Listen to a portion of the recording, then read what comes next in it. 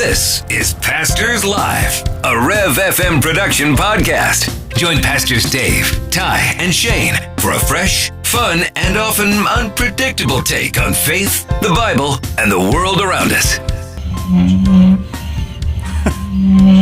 Okay, sorry. Boat's coming in. Yeah. Hey, hey, my ship finally came in. Wow.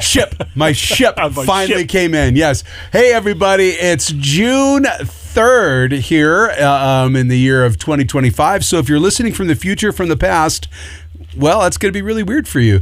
So nobody from the future can listen, but if somebody from the past, I guess. I don't know. I'm not sure how that works. If you're listening to this, park next to the red truck. You'll thank me later. That's right. I'm kidding. That's funny, though. That's really funny. Hey, we've got a couple things coming up here at Water Springs Church in Idaho Falls. We have VBS Extreme that's coming up on June 22nd through the 27th, and we also have VBS coming up, and that is going to be happening from July 27th through August 1st. And then, of course, we have Church in the Park. Church in the Park is August 3rd. And so big barbecue baptism. It's going to be a great time. Looking forward to that. We don't baptize anybody on the barbecue. I was just let me clarify. It's not a baptism by fire. Yes. It's water baptism. Water baptism, not barbecue baptism. And we don't baptize the meat either. We don't baptize what we barbecue. No, That's we don't. not true. We do. We put it in broth. It's how they stay moist. Broth baptism. There's a whole lot of you can talk about baptism there. Yeah. Okay. Yes. Stay moist. Oh. Okay. It's a fun time. We have some great people in the studio today. Yeah. Gary Austin is in the studio trying to figure out how to edit all that. And so, Gary Austin, the voice of the Valley, is here today. So, Gary, we're thankful for you. And then we also have Pastor Shane is here today. Hello. Pastor Dave is also here today. And I'm Pastor Ty. Ty. Did you guys know that, we had an e-bike the other day. We had a National E-Bike Day.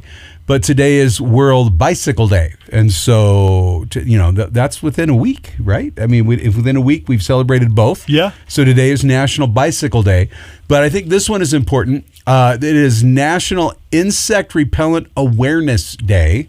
So be aware that you should use insect repellent. Okay. We're talking about. Oh, okay. We're talking about diseases that come from it. Okay, we're talking about like bug spray day. Yeah. Oh, because I was thinking insect repellent. I'm thinking about stuff you put around the outside of your house. I'm like, and as a person who has gotten parasites from other countries because of bugs, wear bug spray. Yeah, and the one guy that wore pants the entire time. Yeah, I did it with bug spray and pants and still got it. So just be proactive. Yeah, so we're thankful Make sure that you get your shots and thankful that you're okay. Yes. But it was gnarly looking. It was cool. It was gnarly looking. Come talk to me about it. Email me. But no, I think that when you talk about insect repellent and stuff like that, I mean that's important. I know that when you travel in other countries, sometimes you need to screen because the bats and the bugs and all that stuff. Yeah. Paul talks about how we can have a repellent. It's the shield of faith, right? And it repels the fiery darts of the enemy. Oh, that's a repellent is good. Repellent is good.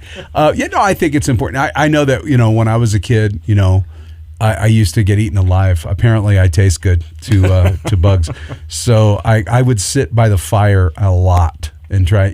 I'd smell like smoke because I'd be trying to not get eaten alive. But I'm the kind of guy that'll scratch until I bleed. Yeah. So I'm like, I can't do that kind of stuff. So, but Insect Repellent Day, it's an awareness day, but be very, very careful what you use. Don't use too much of it. There are some things that can get you sick. So, but guys, what are the chances that rubbing bacon grease all over your body would repel insect? Would that work, do you think? I wonder. No, but I'm pretty sure the bears, I think the bears would like it. Yeah. The bears. Yeah. Depends on where you go. I mean, like, if I was going on safari, I wouldn't want that necessarily. By the way, I'm just saying. By the way, is anybody keeping track of our Yellowstone bison versus days since last incident? Yeah, days since last incident. I haven't.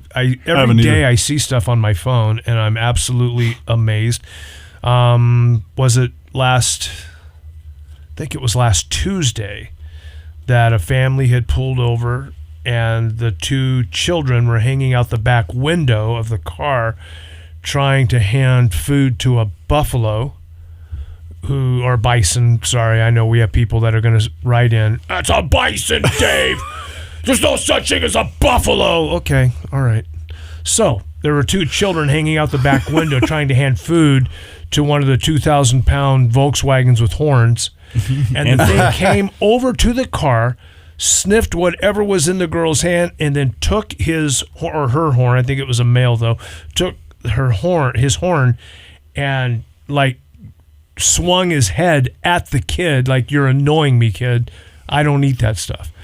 And you just think, come on, mom and dad, really? You encourage your kids to hang out the back? I mean, they literally pulled over and rolled down the window so the kids could do it. I said, come on. So sorry, I know it's my. I know you mentioned this last time too, Dave, but it's not a petting zoo. I don't know why people think it's. You can't buy wisdom because it's a park. It's a. There's the why behind the no. It's a tame. That's right. the why. There it is. There you go. There it is. That's the why behind the no. Because it will hurt you. I like that. Yeah. No, that's good. Yeah, and so will sin. Sin will hurt you. Right. Yeah. We used to always tell our kids, right? Sin isn't bad because it's forbidden. Sin is forbidden because it's bad. That's right. It's bad. Don't do it. corruption. It's like rust. But yeah, I'm with you right there, Yeah. Gary. It's like we've said it how many times, and we love having guests from out of state, out of the country, come and visit our area. It's beautiful. Yeah, I love it. Come visit and then go home. That's good. Yep. Especially if you're from the left coast. But but when you go to Yellowstone, honestly, truly, my goodness, enjoy it. It's beautiful, Yeah. but give the animals their space. I had my daughter sent me a great picture of my granddaughter Ivy feeding a buffalo in a drive-through little park, right? Sure, one of the little parks, and they do have those. And Lori goes, and I said, "Oh, take a look at that. They're in a car that's really low, and you can't see the back of the animal. That's a baby bison. That's baby bison. And so, trust me, that's not a full size. They would never do that. It's not a wild bison. But by the way, they do have it's petting trained. zoo buffalo. Yeah. There's people that raise them and train them. Joe Stepp has some family member, or maybe it's Janice Stepp's family member, that they have a buffalo ranch or something, and there are some of the buffalo that love people, and they'll come over and they want you to pet them and touch them and all that, but not at Yellowstone. No. Not so. So what people misunderstand is that, and I think, Dave, that's a great way to put it. Yellowstone is not a petting zoo. Yellowstone is, it's a tourist attraction in this giant caldera where animals live, that there are so many people annually, and there's cars, there's snowmobiles, there's the cats, there's all this stuff. So year round, these animals hear humans, and because they hear humans, they're used to humans being nearby, and so they don't scatter. And so you have wolves, you have bears, you have bison, you have moose, you have elk, you have deer that are accustomed to the sound of people and accustomed to the smells and all that stuff. They're still wild animals. You need to treat them with that respect. I always found it interesting, Dave, Lori and I love to go up to Glacier, and one of our favorite hikes is Avalanche Lake. We haven't done that And yet. so Avalanche Lake is, and by the way, if you want a bike ride, dude, the Road to the Sun, man, that's a bike gosh, ride. We saw, I and saw so- several guys. Oh my goodness, dude. We have when we were driving up, we will grab a couple guys, we'll roll the windows down and give them a little help up that hill. Yeah, it is. Crazy what some of those guys do. Right, and they're going up all the way over, to the other side.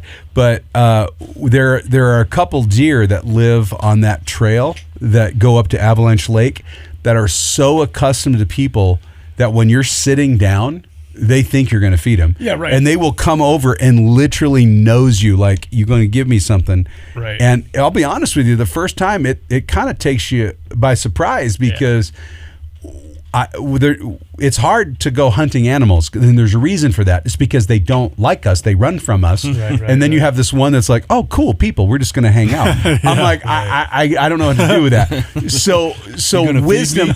So if you want to think about it like this, so in Insect Repellent Awareness Day, obviously we want to be very careful. We're not bitten by little things that carry West Nile virus and stuff like that. So be careful with that. But the other thing I think is we need to actually be aware that we need to have wisdom, and wisdom is stupid repellent, right?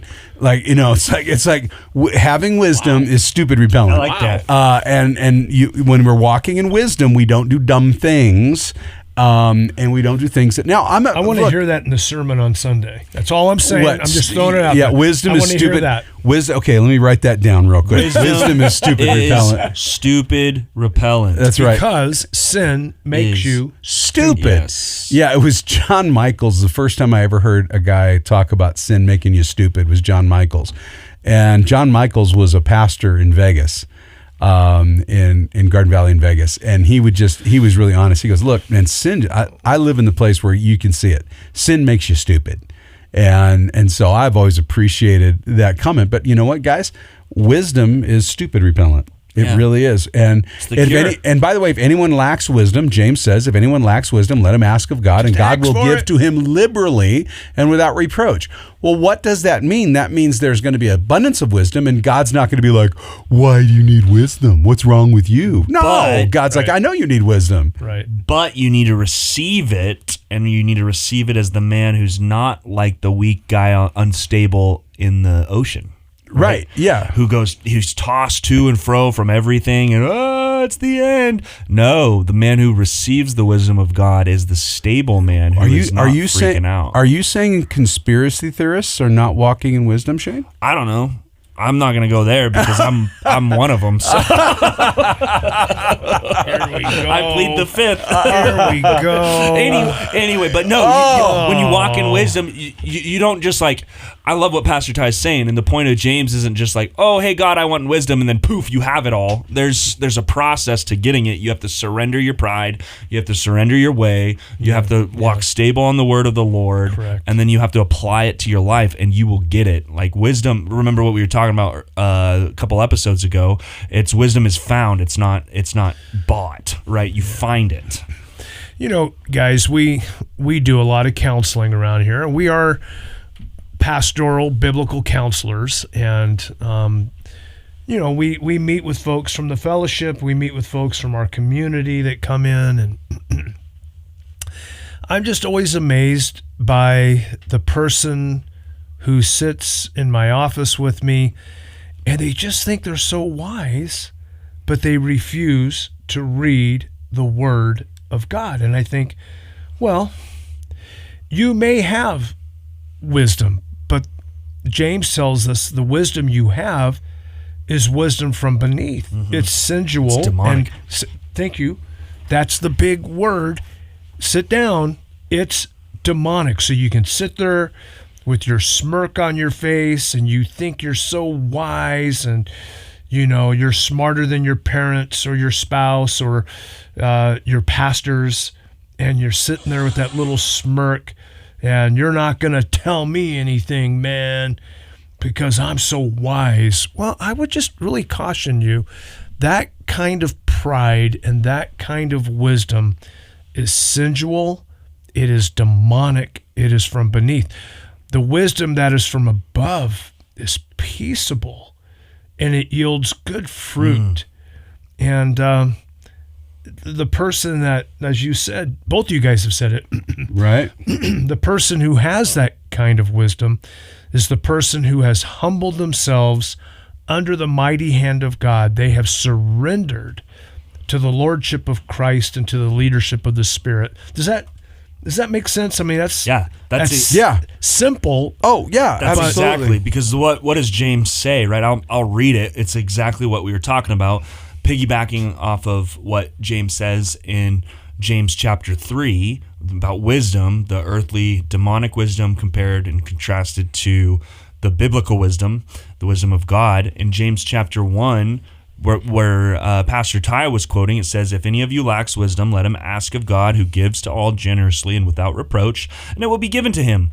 But he must ask in faith without any doubting, for the one who doubts is like the surf of the sea, driven and tossed by the wind. For that man ought not to expect that he will receive anything from the Lord, being a double-minded man, unstable in all of his ways." I love that, right? Because you have to humble yourself, as Dave was saying, and you got to know that there's a difference. I was thinking of the Pharisees while you're talking, Dave. The Pharisees are very smart, intelligent human beings, but they're not wise because they don't apply the Scripture. Well, and they it's don't true. apply the Scripture. Well, they don't. And live it. But here's a great way. Here's a great example, right? So we had a Florida man who was injured by bison. How many signs in Yellowstone Did he pass that said don't do that? So here's the issue, Always right? seeking for signs. Right? But here's the issue. That's not walking in wisdom. Wisdom is reading the sign and adhering to the truth in which it says. And so that's wisdom. So you're not walking in wisdom if you get it. And I feel bad the guy got injured. You have to understand. He got scored, and I feel bad. And I know we you know, always and we sound pray for him. annoyed, I do. I feel just feel bad. bad for We don't want people getting hurt, right? Which is what we're talking about. But I think at the same time, the issue is, here's a great example of doubting. This is where I wanted to get to, right? So if I tell somebody, hey, so here's a great example. We have a hot plate in the green room so we can cook breakfast for the worship team, right? So we make some eggs, right? But it's a glass top hot plate, right? And because we don't want open flame back there, right? So there it is. And so once we're done cooking, hey, be careful, that's hot. What is doubt? No, it's not, and touch it.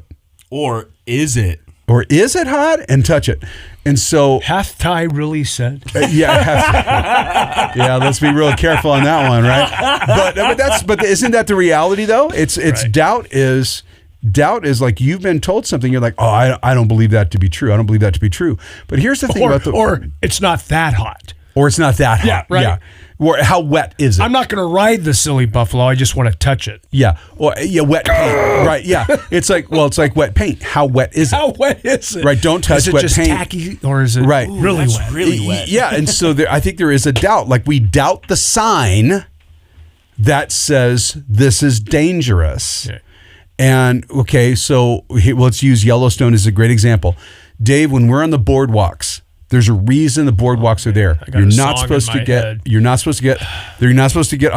And now I see a bunch of singing grapes. But and if you know, and if you don't, well, you need to get out more. But this idea, like you're supposed to stay on those walks. Yeah. And I see people, they drop something, they jump off that. What they don't realize is just a little bit underneath that ground, there is water that is so hot it'll boil you instantly. But you jump off on that. Don't do that. But the sign says don't. Well, they doubt, and here's what happens. Now, here's how this goes. They see these other people doing it, and so they're going, well, the sign says no, but everybody else is doing it, so I guess I'm going to do it. Doesn't that sound like the world we live in? God says no, but everybody else is doing it, and they don't seem to be getting punished, and so they seem to be getting away with it. We're all back to like almost a week ago. Asaph says, I saw the wicked, they're getting away with stuff, but I remembered their end. It's like we forget. And everyone isn't doing it. One person out of 500 is doing it. Sure. And all of a sudden everybody else was doing it. No, we weren't. We were the 499 people on the boardwalk saying, don't do that. What are you doing? Get off. Get back on the boardwalk. Yeah, exactly. Saw a post from the national parks the other, because I get it on my feed, right? And it showed a guy doing a cannonball into the Grand Prismatic pool up there at Yellowstone, right? And obviously it was photoshopped. Right. But they did a great job because you could even see his shadow right on the top of the water. But it just said, I think it was California visitor does cannonball in the Grand Prismatic. All that's left of him is his cargo shorts. Oh, like, ouch. It's like the national parks have got a sense of humor now. Like, okay, if you're not reading the serious signs, we'll try to have some humor here. Don't become soup. Right. Don't do it. Yeah, just don't do it. Boycott soup. Yeah. Well, okay. Ew. Hey, listen. Wisdom is the how'd you say that? Wisdom is the repellent of stupid. Wisdom is stupid repellent. I like that. Yeah, wisdom good. is stupid repellent. That's very just good. there you go. That's a T-shirt for you. Hey, listen, you're loved, your family. God bless you. We'll talk to you tomorrow. You've been listening to Pastors Live, a Rev FM production podcast. Join us again for more Bible talk, laughter, and unexpected tangents. Questions or feedback? Pastors Live at therev.fm. And don't forget to subscribe and leave a review.